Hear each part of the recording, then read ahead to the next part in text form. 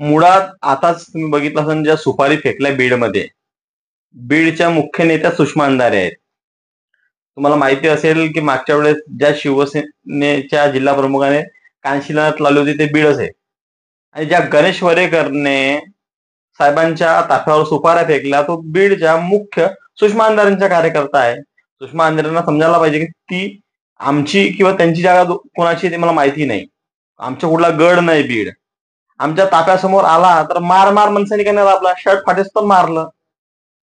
मग कसं आहे ना, मार तो खाना है फिर भी हम शेर ये दिखाना है. अगर असं सुषमा अंधारे असं तर सुषमा अंधारेंना या विषयावर समजायला पाहिजे की त्यांनी कुणाबद्दल बोलतोय. ठाणे कोणाचा गड आहे?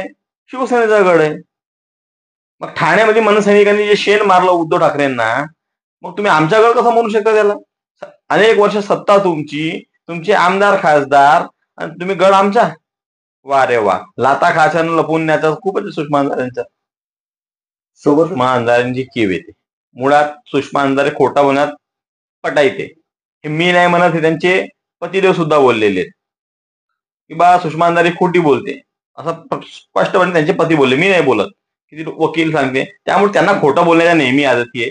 माननीय राजसाहेबांनी जो दौरा केला त्या दौरा पूर्णपणे केला. कुठला जिल्हा सुटलेला आहे?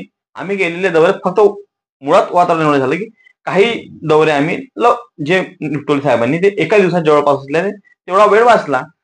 दौरा आटपवला वगैरे वगैरे असं काही नाही. आणि जे महाविकास आघाडीचे जे 4-5 गुंड, शिवसेने, उबाटा गट आणि राष्ट्रवादीचे, यांनी जो राजसाहेबांच्या ताफ्यासमोर जो काही केविलवाणी प्रकार केला मराठ्यांच्या नावाखाली, यामुळे दिसून येते की उद्धव ठाकरे आणि राष्ट्रवादीचे शरद पवार गटाच्या लोकांची क्यू किती आहे.